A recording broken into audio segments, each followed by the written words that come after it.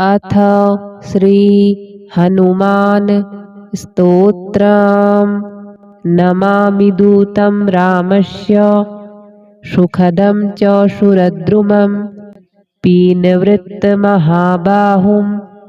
सर्वशत्रुनिबर्हणं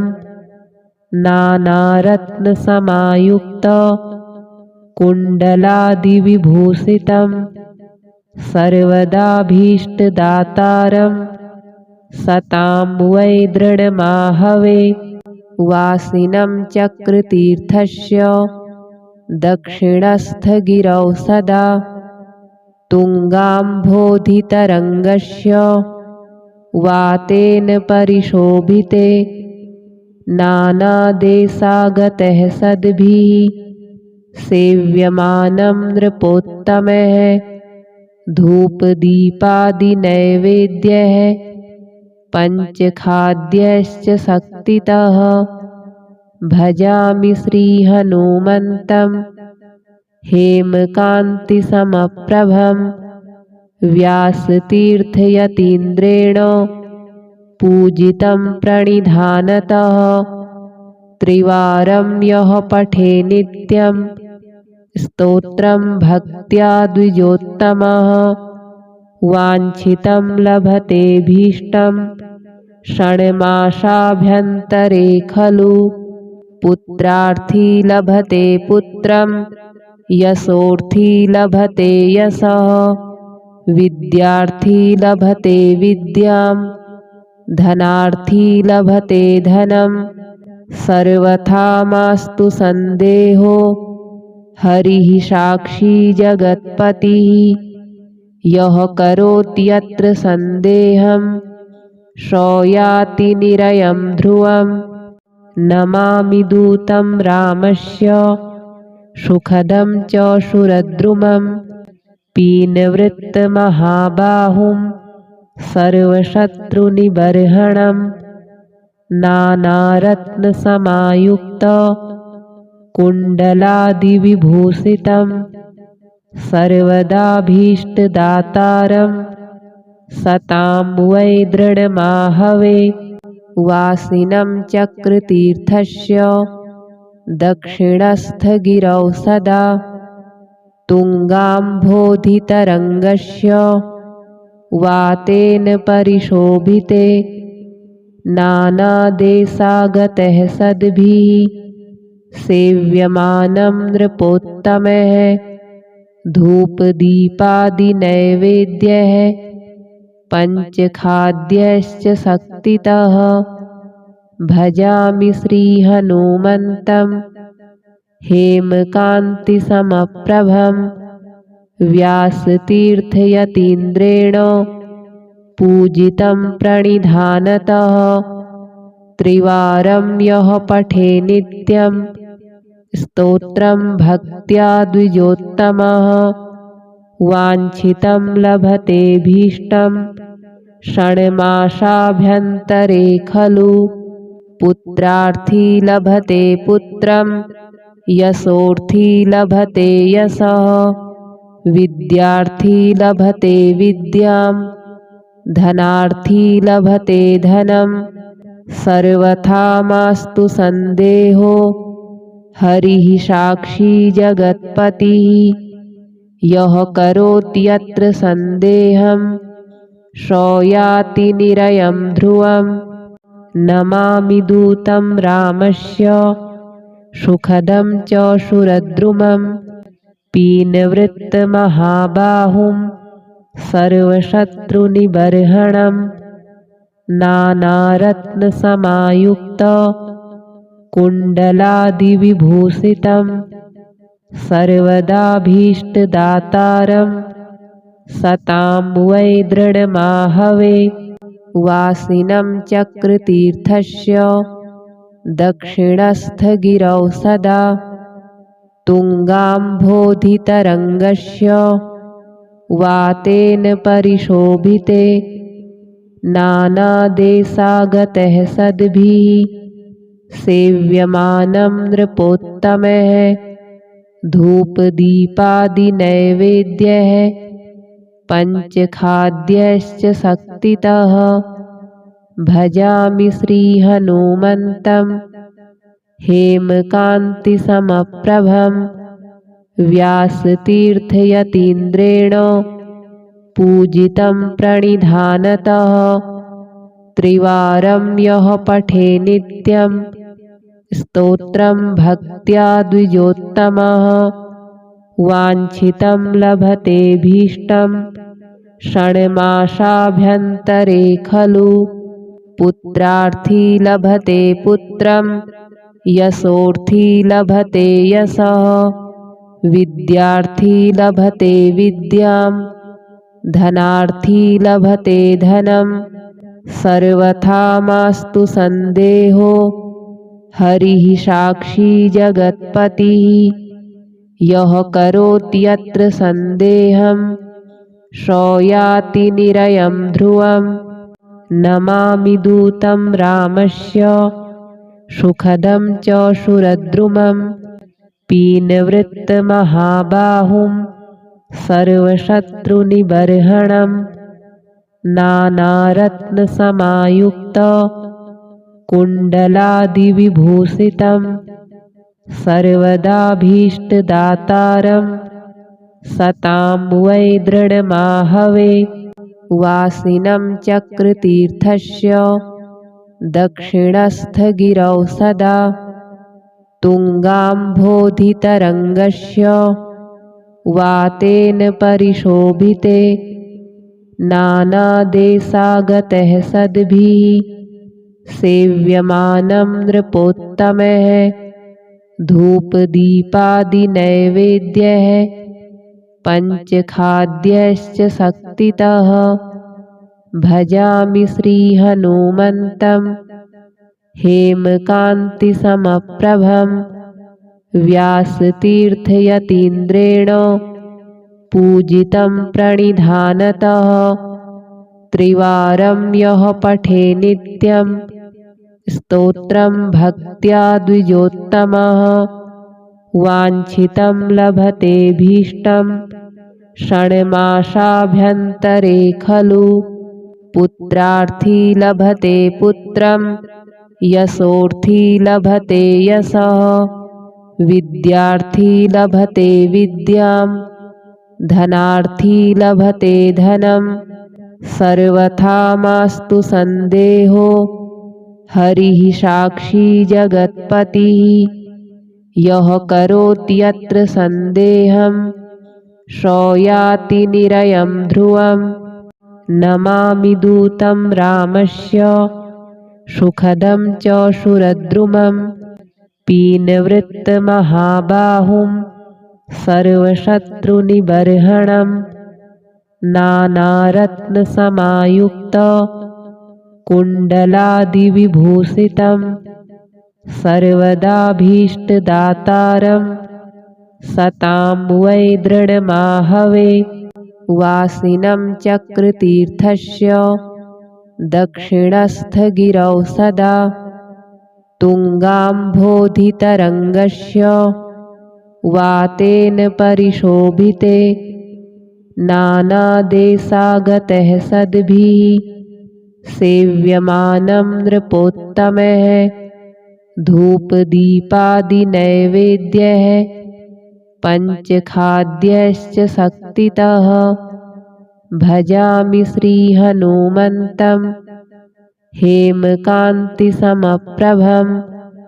व्यासतीर्थयतीन्द्रेण पूजितं प्रणिधानतः त्रिवारं यः पठे नित्यं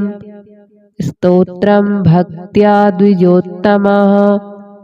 वाञ्छितं लभतेऽभीष्टं षण्मासाभ्यन्तरे खलु पुत्रार्थी लभते पुत्रं यशोर्थी लभते यशः विद्यार्थी लभते विद्यां धनार्थी लभते धनं सर्वथा मास्तु सन्देहो हरिः साक्षी जगत्पतिः यः करोत्यत्र सन्देहं स याति निरयं ध्रुवम् नमामि दूतं रामस्य सुखदं च शूरद्रुमं पीनवृत्तमहाबाहुं सर्वशत्रुनिबर्हणं नानारत्नसमायुक्त कुण्डलादिविभूषितं सर्वदाभीष्टदातारं सतां वै दृढमाहवे वासिनं चक्रतीर्थस्य दक्षिणस्थगिरौ सदा तुङ्गाम्भोधितरङ्गस्य वातेन परिशोभिते नानादेशागतः सद्भिः सेव्यमानं नृपोत्तमः धूपदीपादिनैवेद्यः पञ्चखाद्यश्च शक्तितः भजामि श्रीहनुमन्तं हेमकान्तिसमप्रभं व्यासतीर्थयतीन्द्रेण पूजितं प्रणिधानतः त्रिवारं यः पठे नित्यं स्तोत्रं भक्त्या द्विजोत्तमः वाञ्छितं लभतेऽभीष्टं षण्मासाभ्यन्तरे खलु पुत्रार्थी लभते पुत्रं यशोर्थी लभते यशः विद्यार्थी लभते विद्यां धनार्थी लभते धनं सर्वथा मास्तु सन्देहो हरिः साक्षी जगत्पतिः यः करोति यत्र सन्देहं सो निरयं ध्रुवं नमामि दूतं रामस्य सुखदं च शूरद्रुमं पीनवृत्तमहाबाहुं सर्वशत्रुनिबर्हणं नानारत्नसमायुक्त कुण्डलादिविभूषितं सर्वदाभीष्टदातारं सतां वै दृढमाहवे वासिनं चक्रतीर्थस्य दक्षिणस्थगिरौ सदा तुङ्गाम्भोधितरङ्गस्य वातेन परिशोभिते नानादेशागतः सद्भिः सेव्यमानं नृपोत्तमः धूपदीपादिनैवेद्यः पञ्चखाद्यश्च शक्तितः भजामि श्रीहनुमन्तं हेमकान्तिसमप्रभं व्यासतीर्थयतीन्द्रेण पूजितं प्रणिधानतः त्रिवारं यः पठे नित्यं स्तोत्रं भक्त्या द्विजोत्तमः वाञ्छितं लभतेऽभीष्टं षण्मासाभ्यन्तरे खलु पुत्रार्थी लभते पुत्रं यशोर्थी लभते यशः विद्यार्थी लभते विद्यां धनार्थी लभते धनं सर्वथा मास्तु सन्देहो हरिः साक्षी जगत्पतिः यः करोति यत्र सन्देहं सो निरयं ध्रुवं नमामि दूतं रामस्य सुखदं च शूरद्रुमं पीनवृत्तमहाबाहुं सर्वशत्रुनिबर्हणं नानारत्नसमायुक्त कुण्डलादिविभूषितं सर्वदाभीष्टदातारं सतां वै दृढमाहवे वासिनं चक्रतीर्थस्य दक्षिणस्थगिरौ सदा तुङ्गाम्भोधितरङ्गस्य वातेन परिशोभिते नानादेशागतः सद्भिः सेव्यमानं नृपोत्तमः धूपदीपादिनैवेद्यः पञ्चखाद्यश्च शक्तितः भजामि श्रीहनुमन्तं हेमकान्तिसमप्रभं व्यासतीर्थयतीन्द्रेण पूजितं प्रणिधानतः त्रिवारं यः पठे नित्यं स्तोत्रं भक्त्या द्विजोत्तमः वाञ्छितं लभतेऽभीष्टं षण्मासाभ्यन्तरे खलु पुत्रार्थी लभते पुत्रं यशोर्थी लभते यशः विद्यार्थी लभते विद्यां धनार्थी लभते धनं सर्वथा मास्तु सन्देहो हरिः साक्षी जगत्पतिः यः करोति यत्र सन्देहं सो याति निरयं ध्रुवं नमामि दूतं रामस्य सुखदं च शूरद्रुमं पीनवृत्तमहाबाहुं सर्वशत्रुनिबर्हणं नानारत्नसमायुक्त कुण्डलादिविभूषितं सर्वदाभीष्टदातारं सतां वै दृढमाहवे वासिनं चक्रतीर्थस्य दक्षिणस्थगिरौ सदा तुङ्गाम्भोधितरङ्गस्य वातेन परिशोभिते नानादेशागतः सद्भिः सेव्यमानं नृपोत्तमः धूपदीपादिनैवेद्यः पञ्चखाद्यश्च शक्तितः भजामि श्रीहनुमन्तं हेमकान्तिसमप्रभं व्यासतीर्थयतीन्द्रेण पूजितं प्रणिधानतः त्रिवारं यः पठे नित्यं स्तोत्रं भक्त्या द्विजोत्तमः वाञ्छितं लभतेऽभीष्टं षण्मासाभ्यन्तरे खलु पुत्रार्थी लभते पुत्रं यशोर्थी लभते यशः विद्यार्थी लभते विद्यां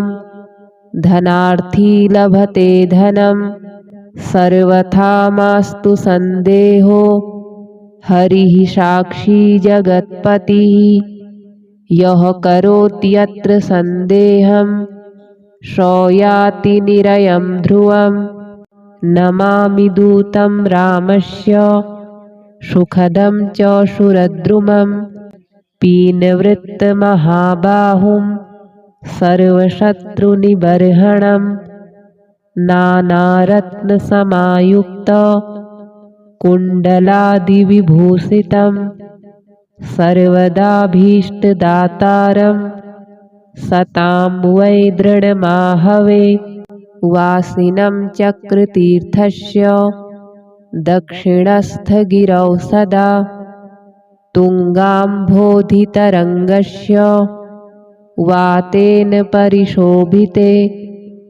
नानादेशागतः सद्भिः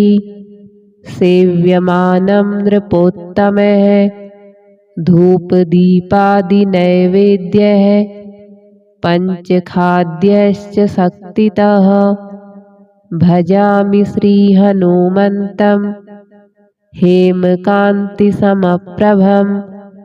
व्यासतीर्थयतीन्द्रेण पूजितं प्रणिधानतः त्रिवारं यः पठे नित्यं स्तोत्रं भक्त्या द्विजोत्तमः वाञ्छितं लभतेऽभीष्टं षण्मासाभ्यन्तरे खलु पुत्रार्थी लभते पुत्रं यशोर्थी लभते यशः विद्यार्थी लभते विद्यां धनार्थी लभते धनं सर्वथा मास्तु सन्देहो हरिः साक्षी जगत्पतिः यः करोति यत्र सन्देहं सो याति निरयं ध्रुवं नमामि दूतं रामस्य सुखदं च शूरद्रुमं पीनवृत्तमहाबाहुं सर्वशत्रुनिबर्हणं नानारत्नसमायुक्त कुण्डलादिविभूषितं सर्वदाभीष्टदातारं सतां वै दृढमाहवे वासिनं चक्रतीर्थस्य दक्षिणस्थगिरौ सदा तुङ्गाम्भोधितरङ्गस्य वातेन परिशोभिते नानादेशागतः सद्भिः सेव्यमानं नृपोत्तमः धूपदीपादिनैवेद्यः पञ्चखाद्यश्च शक्तितः भजामि श्रीहनुमन्तं हेमकान्तिसमप्रभं व्यासतीर्थयतीन्द्रेण पूजितं प्रणिधानतः त्रिवारं यः पठे नित्यं स्तोत्रं भक्त्या द्विजोत्तमः वाञ्छितं लभतेऽभीष्टं षण्मासाभ्यन्तरे खलु पुत्रार्थी लभते पुत्रं यशोर्थी लभते यशः विद्यार्थी लभते विद्यां धनार्थी लभते धनं सर्वथा मास्तु सन्देहो हरिः साक्षी जगत्पतिः यः करोति यत्र सन्देहं स याति निरयं ध्रुवम्